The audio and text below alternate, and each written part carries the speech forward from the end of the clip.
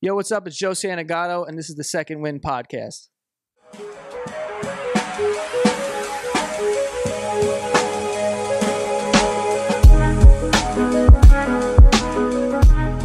What's good with y'all, man? Welcome to another episode of the Second Win Podcast. As usual, I am Gio here with my brother, my ace, my right hand, my slime, already. Jay Mills. What's happening?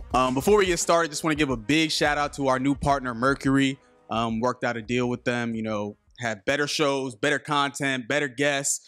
Might, get Jarvis out of here and get a better host. No, get this out of here. I'm just fucking with you. But really appreciate the Mercury team. Started a partnership with them. One of the fastest growing sports media companies in the world. And, can't wait to have you guys watch us blow up and, keep supporting us and keep showing love. For sure. And today, man, we have a true great guy. It's our honor to have Joe Santagato on our podcast, man. Content creator, crazy content creator, man. Savvy business guy. Savvy. Very savvy.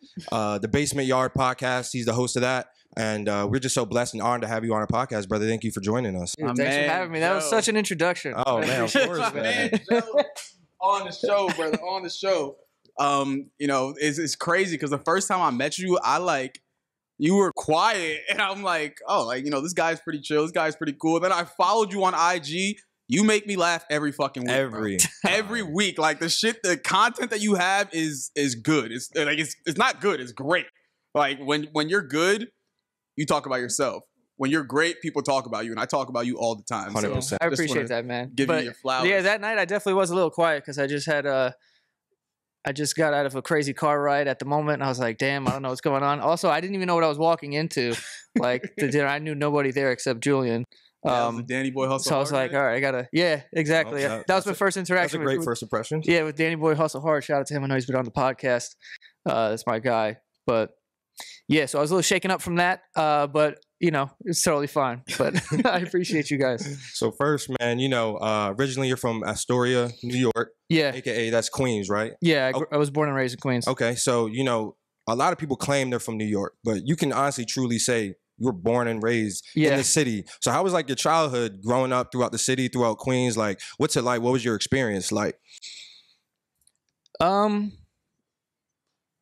kind of talked about this before, but I think that it helps when you grow up in a city like this because you're exposed to a lot of different people.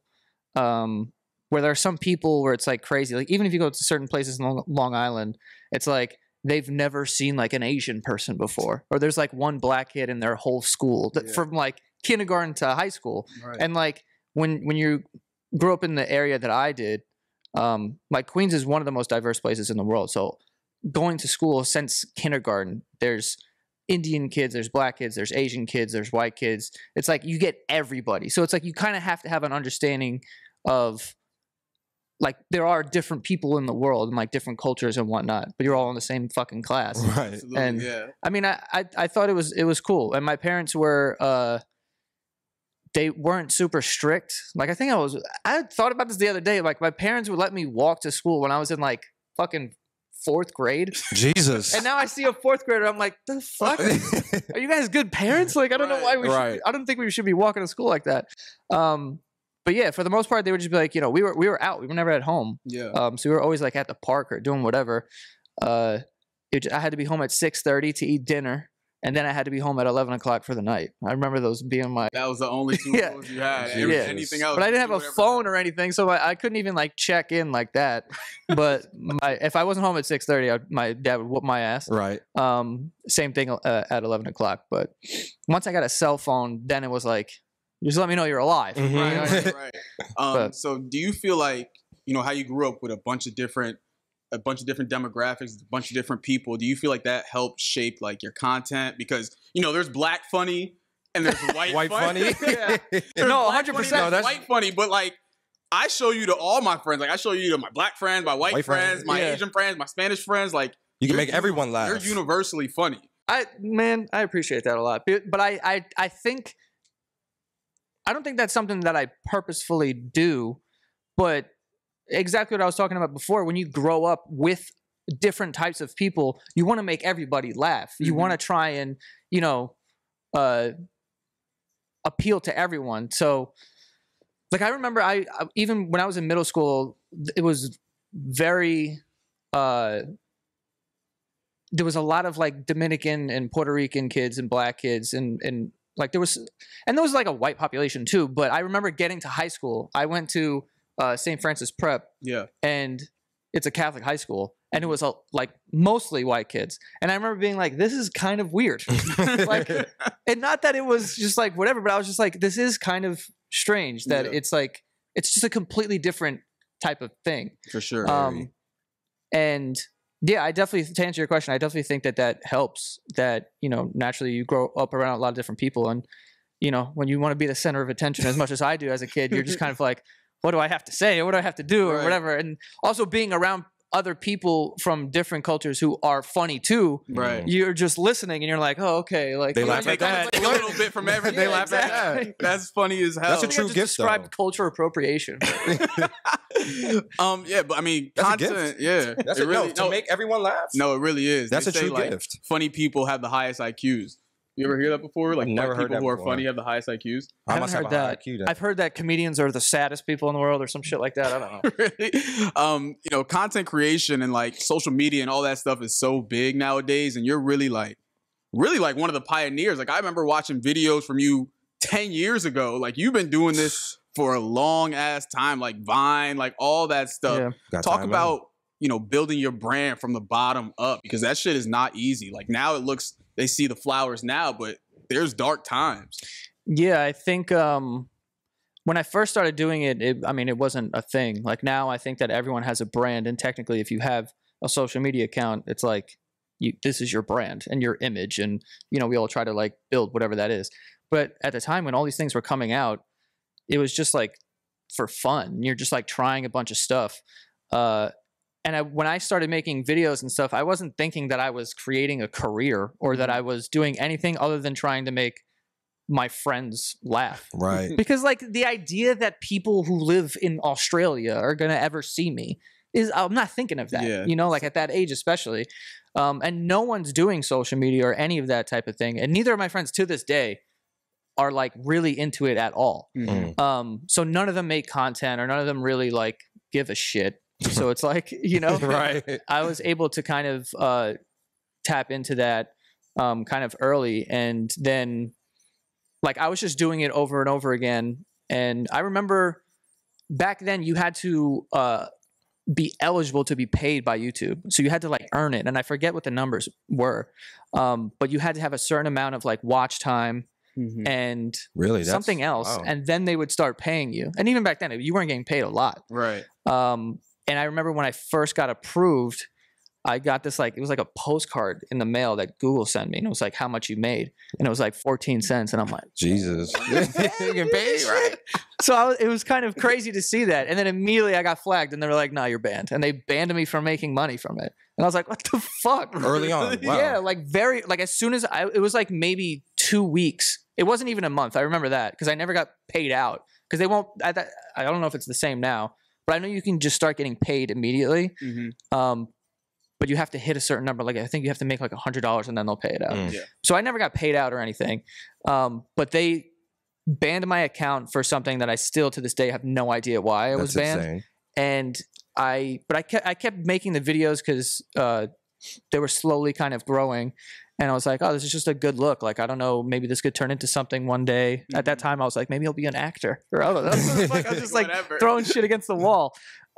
And then I turned 21 and I was like, I am putting too much time into this thing to not be getting paid for it. I should just start over. Mm-hmm. So I just started over and created a new channel, which is the one now that like kind of like blew up. I don't know when the fuck that was, to be honest with you, but I remember I had like 250,000 subscribers or something like that. And then I started over from zero. Oh, man. And like I was able to tell people and like change all the captions to like the new, right. Or the description to the new channel. And I was able to get a decent amount of people over, but it was essentially starting from zero again. It's still banned to this day. That old channel, is banned. I mean, we gotta send YouTube like a strongly worded email. Get my man his account back. Private anyway. It was old as hell, and I was like fucking 20 years old. Like they owe you 14 cents. You know what's funny? The first video that I ever they owe me 14 cents. What the fuck? But the first video I ever made, talking to a camera and like doing some sort of rant or whatever, my hair is fucked up. Oh, because man. the day before, I went to my friend's house and was like, yo, just buzz my head. Like, no, like don't line it up, just buzz it, you know? And I like shot a little vlog or whatever. That's kind of how I got into doing videos also. I was like, I want to take this camera and just vlog like stuff. And I actually got that idea from Wiz Khalifa, because he was putting out those videos of like following him around on tour. And I forget what they were called, but I was like, oh, that's cool. I was like, my life's interesting enough. I'm going to do that. That's fire. Wasn't doing anything. I'm fucking 18 years old or whatever the fuck I was. But then I shot a video doing that. I remember the next day I filmed it. And now if I go back and watch that footage, which is not on the internet anymore, but I'm like, look at this kid's head. Like my head's fucked up. My hairline's all like fucking like this, and my hair's just man. buzzed. I was like, damn. No man. care in the world at that age, bro. You're just doing At that point, like, fuck it, right? Like, Yeah, I was like, just buzz it, whatever. So, you know, when you're shooting content consistently, or when you started doing it, was it strategized, or were you just like, fuck it, I'm gonna wing it, whatever hits, or was it strategized, or like, how'd you go about shooting content? I think at a younger age, I was a lot more sort of arrogant than I am now, because at that time I just did it because, or the ideas I didn't really think too much about. I didn't really need to though, because I hadn't talked about anything yet. Right. So I was like, whatever kind of pops into my mind and whatever topic I can kind of write about off the top of my head, then I'll go with that. So that's how I just kind of came up with ideas in the beginning. And the reason why I was saying I was arrogant is because I told myself I'm never going to let someone sort of dictate the way that I'm presenting this content or whatever. Like, because at that point I didn't care. Like, I didn't know that people could get paid for this. I didn't know that this could be a career. So I didn't give a fuck about random people on the internet. Yeah. Like, now it's different. Like, when a kid is starting out a YouTube channel or, you know, any sort of social media, in the back of their minds, they're like, I have to appease these people, because if I want to be a millionaire and like be one of these people who are so famous or whatever, I have to play this game. But I kind of had the luxury of, I wasn't even thinking of that, because no one did. That's that. organic. I was like, real. So fuck these people. I was like, I'm just going to make whatever I'm going to do. And, you know, hopefully it kind of works out. And I think that was part of the reason why people gravitated towards me, especially back then, because a lot of the people that were doing what I was doing on the internet back then were like very fucking, I don't even know how to describe it, but like, like, you know, the band Owl City? Yeah. Like that type of shit playing in the background, very like soft and like a beanie and like, you know, like that type of content was like, that's what YouTube was. Yeah. And then I'm over here talking about God knows what, like, just being shit. Fucking, and so it was just so different that people were like, what the fuck is this? Who is this kid? And then I think that's why I was able to kind of like fill a void, because there was so much of that. And then I just kind of came in and was like, oh, that's not what this is. Right. So I was able to kind of stand out in that way. But that wasn't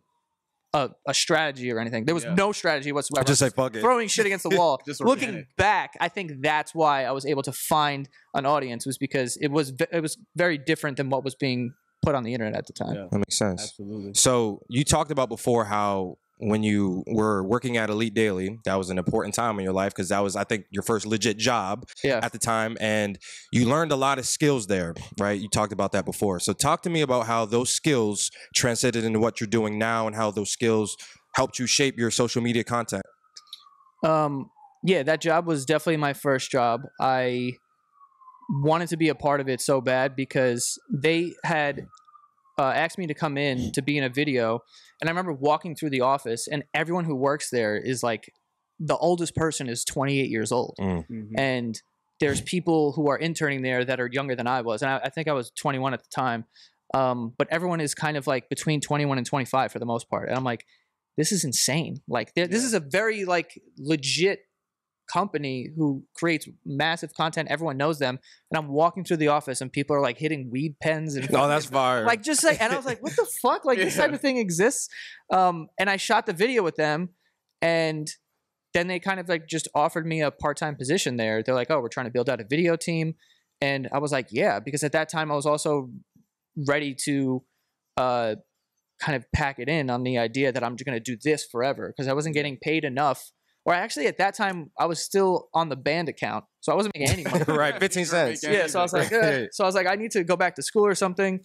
And I told my oldest brother, I was like, I'm gonna give it the summer, and then I'm gonna go back to school and like figure it out. And then I was offered that job, and I was like, fuck that, I'm just gonna do this now. And then eventually, I got a full-time position there. But I was fortunate enough to sit next to a guy named Greg Parker, who was like my mentor when it comes to editing and production. And any time that I have a question about a camera or anything, I always hit him up. And he is really good at his job, and I wanted to learn from him. So I sat next to him, and I would have him like teach me, a lot of things. And I wouldn't have learned any of that without him, because going back to the arrogance, I like taught myself how to edit with like iMovie, and then taught myself how to edit with Final Cut. But then sitting next to him and watching him edit shit, I'm like, I can't even be arrogant anymore. I don't know shit. True pro, yeah. This man knows what's going on, and I like loved being able to say like, oh, I'm self-taught and like, right, self-made. Like, so cool. But then he's like, oh no, you fucking suck, basically. And I'm like, yeah. Right. And then, but yeah, I was like able to learn from him, and also just being at that company too. There was another guy who was kind of like my boss at the time. He was he would do all the production and like organizing of everything. His name is Tyler Gilden, who he also has his own like production company now. And I just actually had lunch with him like a couple days ago. But he also kind of taught me a lot about, because he's like a workhorse and like really gets shit done and like runs around. And, so it was good to be around people like that, because it's like you could be doing so much and like you think that you have this thing figured out or that you're good at something, but then you're around people who are actually great at it and you're like, oh my God, I have so much to do. So then I learned as much as I could from these people. And when I felt like I was hitting a ceiling, that's when I decided to walk away from that job and kind of pursue what I was doing full time. I was doing everything. I was doing it on the side as well. Right. But then I was like, I saved up like a good amount of money, and I was still living at home at the time. So I was like, I can do this right now. I can take this risk. And then I kind of walked away with all of the knowledge that I kind of learned from being at that company, because they're a media company and they had strategies that I was able to kind of listen in on. And then I took some stuff from that, and it ended up, kind of working out within the next year. And then I was just kind of like off to the races. And that's fire, bro. Having a good mentor is so important. Like in any space, like you met my mentor Cuz when we went to dinner. Yeah, like that's my mentor. Like I listen to him. Like he's been doing this for so long. Like when you talk about Greg, like just all the things that you learn and all the things that you carry with you to this day. It's like it's amazing to see, and it's amazing to watch like how you've butted into this huge. 1 million on Instagram, 1 million on TikTok, 1 million on YouTube, 1 million on Twitter, 1 million on Kick. Right. Kick. Damn, I haven't heard of that is forever. You guys really have 1 million on You know what's crazy too? But with Kick, like AIM. Yo, that's crazy. You actually said Kick? that. Wow, that's crazy. Back then I was like, if there's a social media platform, I'm on that shit. And I remember Kick, and I was like, what the fuck is this? What was Kick? I don't even know. I never had a Kick. It was like there was like videos on it or something, but like it. I mean, at least for me, it never materialized into anything.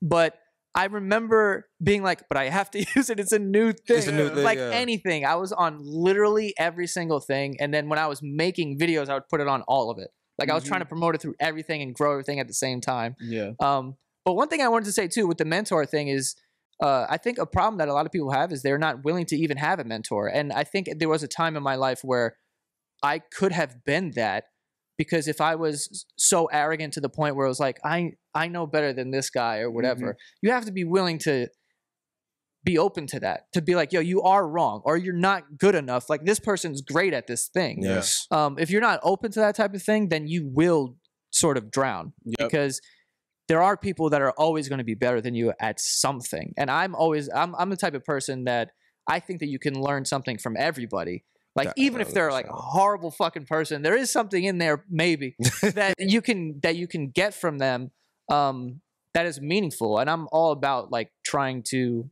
always progress and like grow and stuff.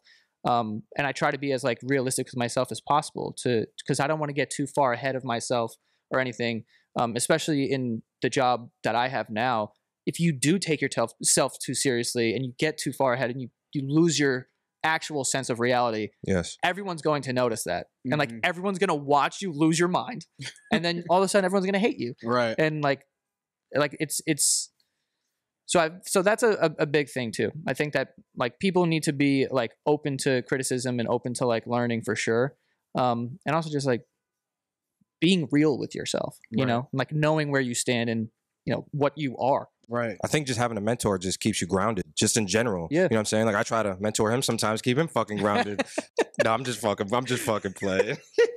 Nah, he be checking me too. I'm just fucking with you. I ain't even gonna comment on that. Some things just gotta leave. But nah, having a mentor is that's very important, bro. Just keeping you grounded and like you said, just being real with yourself. Yeah, and always feeling like you can talk to somebody is important too. Because if you feel, because there was a time also in my life where I felt like, because my friends are not interested in this at all or have no idea what's going on, and my parents obviously are like, I don't know what the fuck you're doing. Like, still to this day, they're like, "What? You're good? Okay, Right. Like, Talking I guess about iglooing. yeah, Oh, right. Yeah, like, He what? explained that to me the other day. I was mind blown. Yeah, bro, this is fucking disgusting. Yeah. But yeah, so I felt like I can't go to my parents. They have no idea. They can't give me any real advice about this. And no one did for a certain amount of time. But then, you know, working at that company, I was like, oh, now I'm with people that are around my age and work in like digital content. Yeah. Now I can like talk to people and like learn and whatever.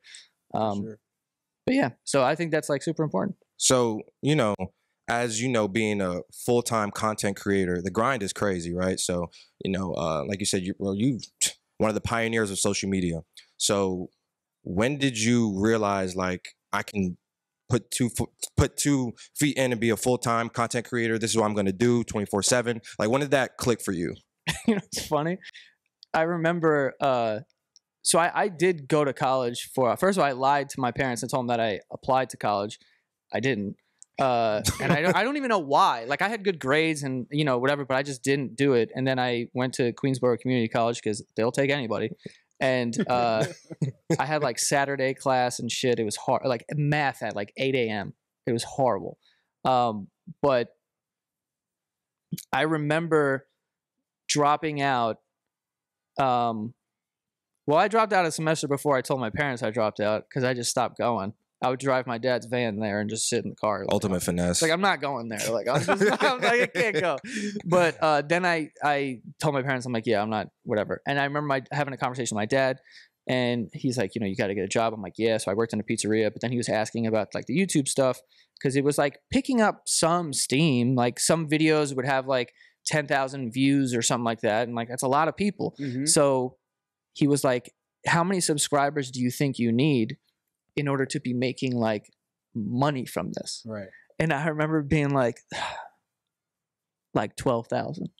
And now you think about 12,000 subscribers, it's like, bro, there's nothing. It means nothing. Yeah. And there was even less money in it back then. And I don't even know where I came up with that number, but it just seemed like a crazy number to me. Mm-hmm. Like 12,000 people hit a button on my page to be notified when I'm uploading shit. I was like, if I could get that, I can make a career out of this thing. Mm-hmm. But that came and went. And I was just like, all right. And you know, it's another funny story about that too. Just managing expectations. Like I've learned some lessons along the way, but I remember when I had 300,000 subscribers and I had a pretty good view to subscriber ratio too, to the point where other YouTubers thought I was buying shit, like buying views. Because there would be people who had like 1 million and they'd get like 200,000 views or something. So it'd be like, oh, that. But then I had like 300,000 and videos would get like 250. So it'd be like, the fuck. But I remember being like, oh, I'm gonna put out merch, like a T-shirt. Right. And I have my dad in my ear, and he's going, if just 10% of your viewers buy this. Now it's hilarious because it's like, if you can convert 10% of an audience, Yeah. fucking, that's the greatest thing in the world. Right. And I was like, I'm about to make $300K in a day. Right. And I sold like 50. And Oh, I was like, damn. So I sold like 50 shirts, and I was like, oh, all right. So like, you learn along the way that you have to manage your expectations. It doesn't always work out the way that you want. To answer your question though, when I didn't really know. I didn't really know that there was a moment that like, oh, I'm going to do this full time.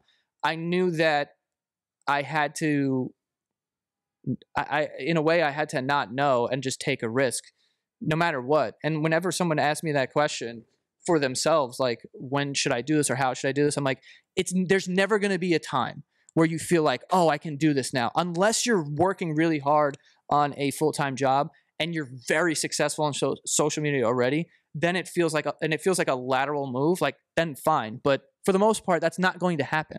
You know, for 95% of the people who do content creation, a situation like that is not going to happen.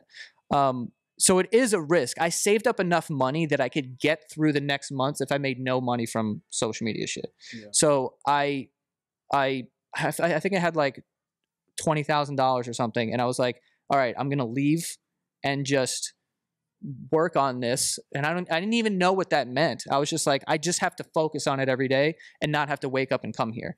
So as I started doing that, and I couldn't even tell you if I did anything differently. It was just, I just felt more pressure, I think. And maybe that made me perform better, but I don't know. Like, I just don't know. Like, it just felt like something I had to do at that time. But I didn't feel like I'm gonna make it. Yeah. It just felt like I have enough money that I can try right now. Yeah. And that was pretty much it. So once I did do that, and it ended up sort of like working out, once I started to make decent money, I was like, oh, I could do this now.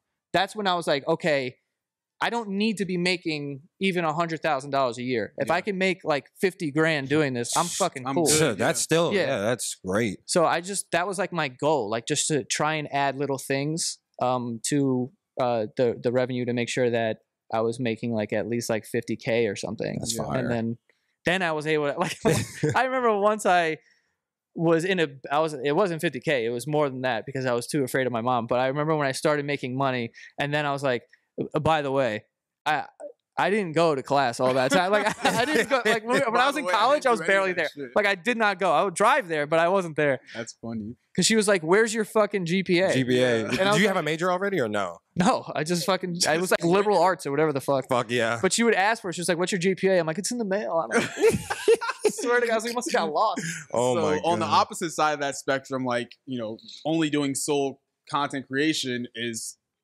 quitting content creation, right? Yeah. And, you know, you talked about how you spoke to your brother that you would stop doing YouTube and, like, you know, you go back to school. And what really fueled that mindset? Like, what made you, was it a lack of like passion or like not making enough money in that instance? And you were just like, dude, I can't do this anymore. Like, I think I just wanted to I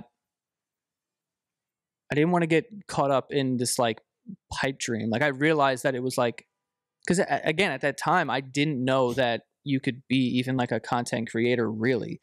I knew that it was probably cool side money, but no one made a real career out of that. I mean, Jenna Marbles did, but she was also like attached to certain companies at that time.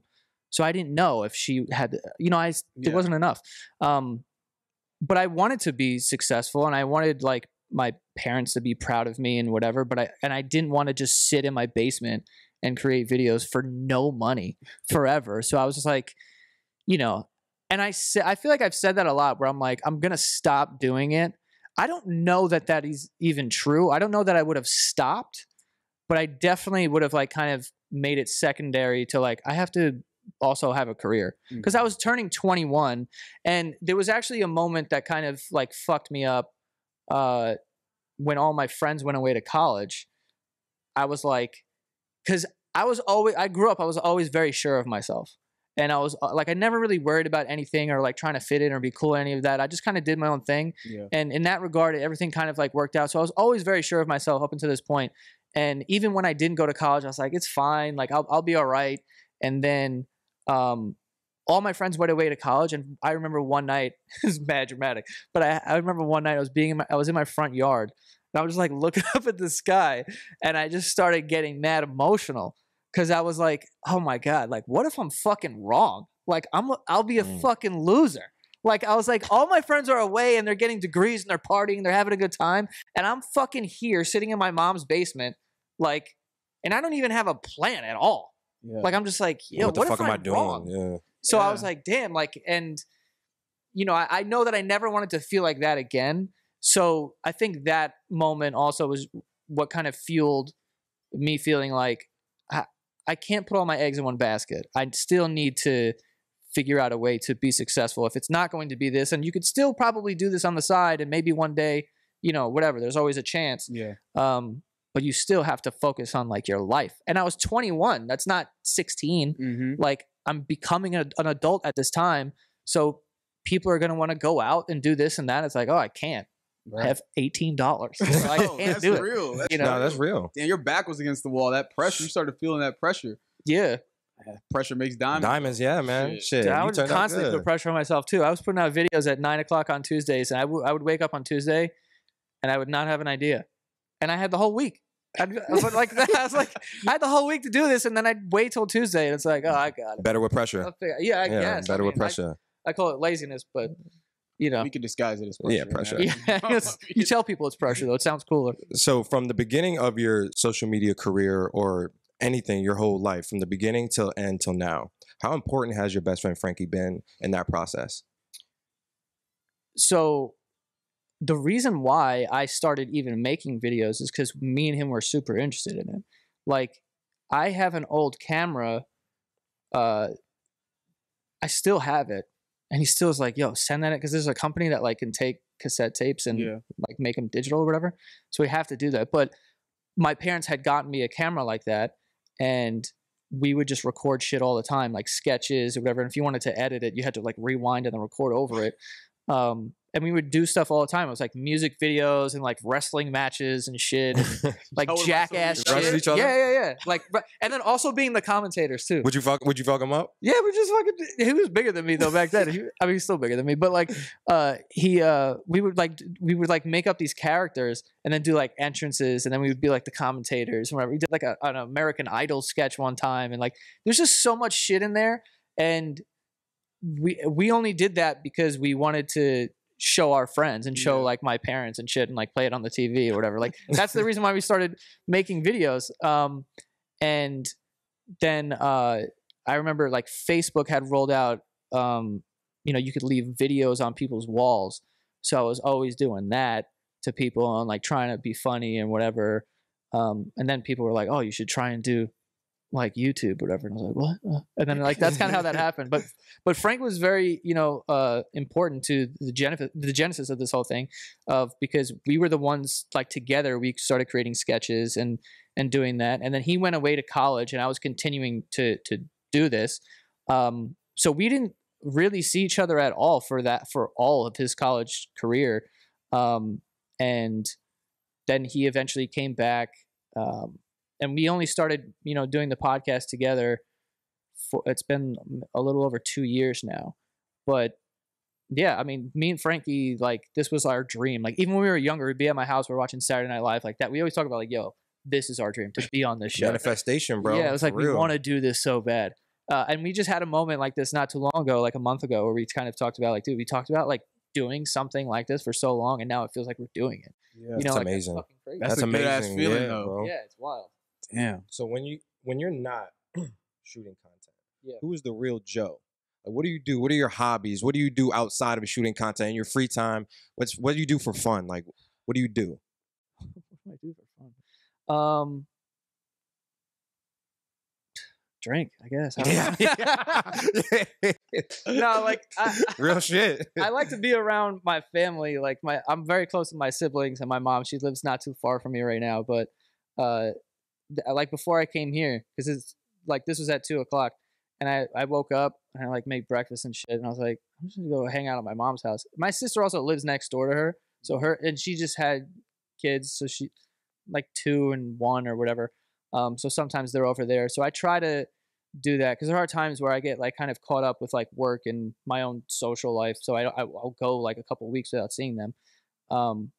But yeah, I'm like very close to my family. So I like to be around them. And then I have like a good group of friends too that, we like to go out and just kind of do shit, try to stay active, especially during the summer. Fuck yeah.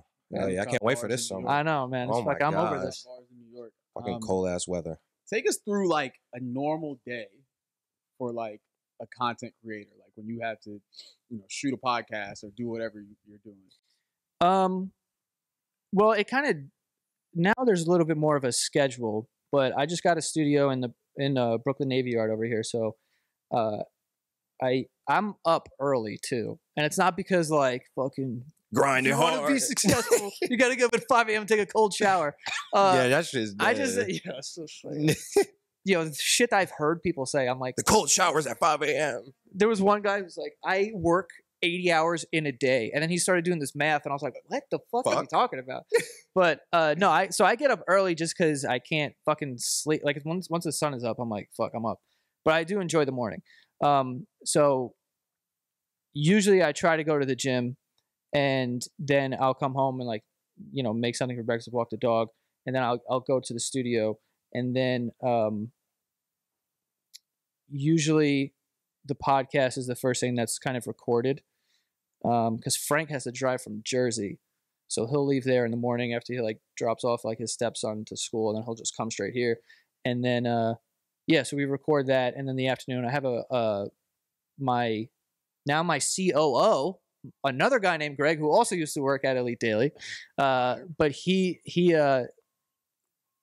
usually there, and you know, he'll have some stuff for me of, you know, whatever. There's like a couple of channels and other things. There's another podcast that we do, so it's just going over the schedule, like what we have to shoot. Mm-hmm.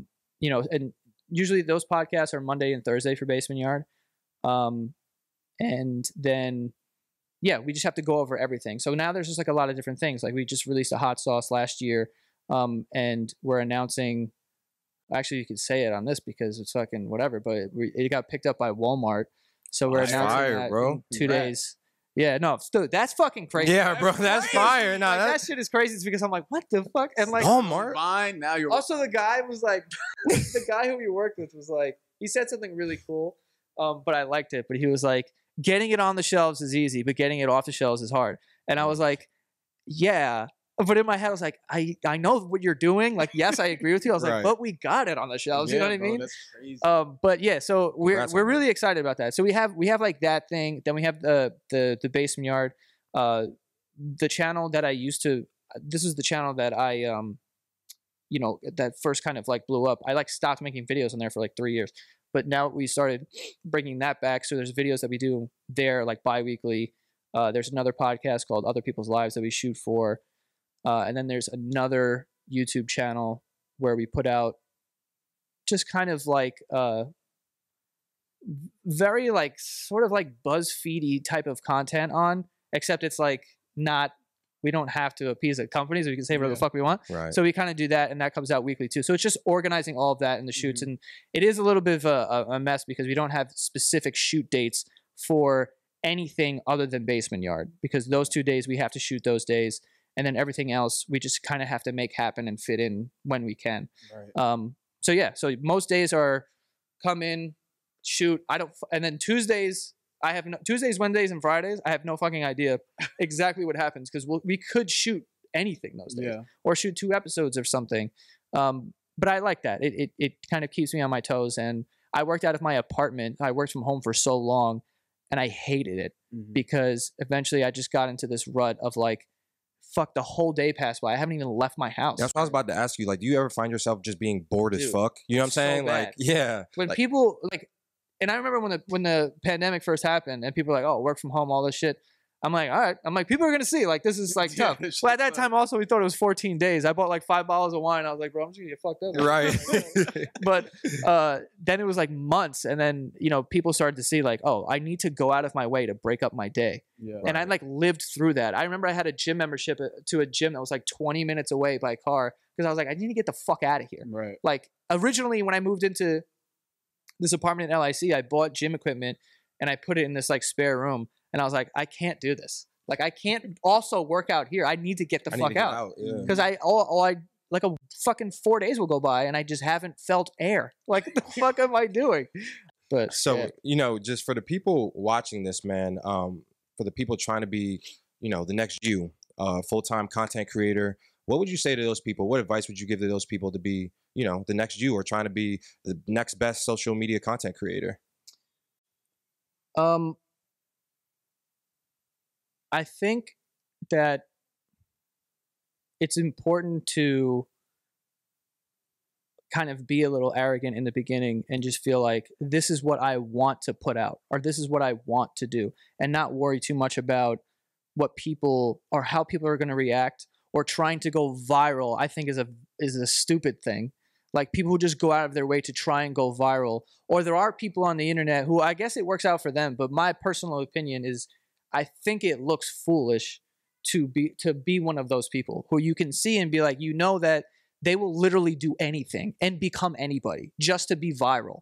And it's like, for what, bro? Like, and like, I worry about that, honestly. And like, I sound like an old ass man now, but like, I worry about that with kids, like having social media and being like, I need to just have an image now at fucking 16. Like, you have to uphold an image or just be super cool in this way and have followers or whatever. Because by the time you're in your late 20s, early 30s, it's like, who do you even know who you are? Like, you've spent your entire life trying to just go viral and appease other people who don't really know you or don't really even fucking care. They care for the second that they're entertained, and then it's like, whatever. But if you like died or something happened, they wouldn't even know. Right. It's like, those are the people you're trying to impress. And it's like, you can get really caught up in that. And that's happened to me before, where you just lose sight of like things that are important because you're so wrapped up in like the internet and social media. And it's like, yeah, at the end of the day, like, we all know this is fucking fake. Right. Like, this is bullshit. Yeah. Like, it's like the best version of everything and blah, blah, blah. Like, everyone says that stuff. But over an extended period of time, it is very dangerous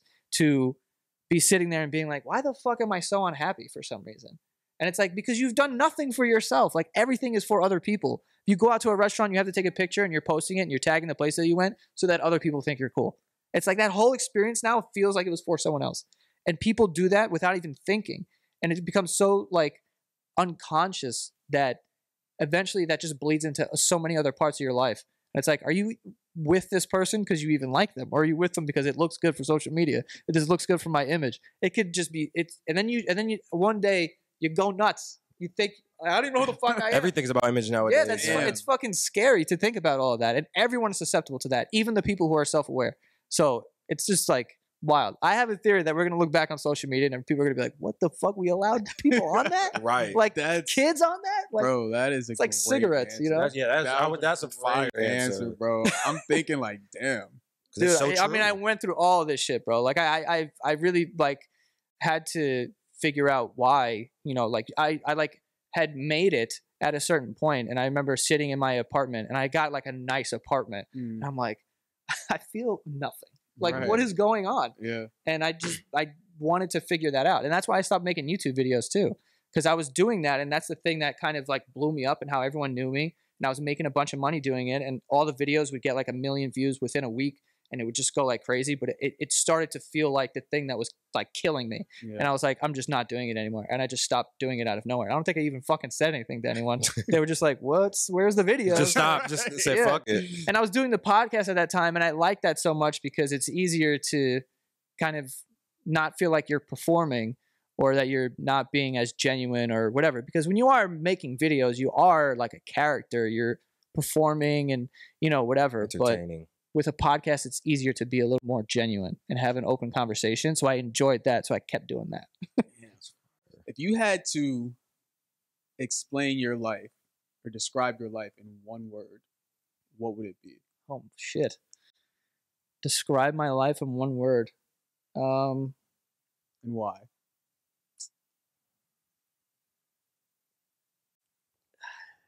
I would say, I don't even know. I don't know if I could do one word. I could, or a phrase. Yeah. Yeah, I would say that I would say a weird self-confidence, I would say. I've always had that where I've kind of felt like I'll be all right.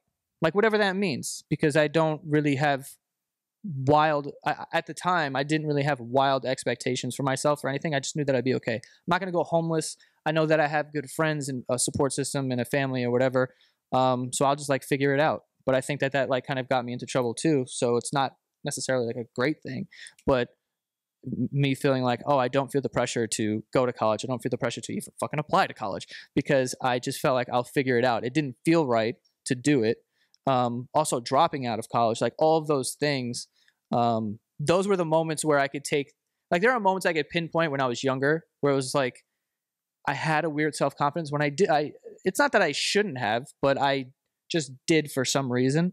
But those moments with like applying, you know, dropping out and whatever, with college were the moments where it could kind of be put into practice. And I could see that I was like, oh, okay, I just have this weird self-confidence that it will work out, or that I could handle whatever it is. Like, even if it doesn't, I'll figure it out. If I have to work at a fucking pizzeria forever, or if I have to whatever, I have to be just willing to accept the fact that I got myself there. You know, like I was never willing to let someone else like be able to fuck me. So I never relied on anybody for shit. And you could see it now, even in all the content. I don't really do collaborations at all. We don't really do guests on the podcast at all. Everything that we do is in-house. There's no outsourcing for anything other than we have an advertising guy that helps us get advertisements on the podcast, but literally everything else is done in-house. Like, I created a team, and now there's like 5 or 6 of us, and we're the only ones that make all of this happen. And I enjoy that, because if something goes wrong, or if there's a dip in whatever, it's on me. Mm-hmm. But if I have to rely on someone and they need to fulfill this or whatever, and someone's not doing their job, then I can't accept that. Right. Like, I can't accept someone else, you know, fucking it up for me, or me just like having to put expectations on someone. Like, okay, if you're gonna do this thing, then I need you to be here. But really, you're like, I'm like right here, and like then I'm gonna hate it. We talk about that all the time. Yeah, so like I don't want to put someone else in that position either, because I know that my expectations are also fucking like this. Mm-hmm. Like, one day it'll be crazy, the next day it's not, and if it's just on me, then I have to kind of like deal with that and point the thumb. Yeah, like I can't blame anyone else for my shit. So, but no one can take credit for anything either. So I like that. Real. That's real.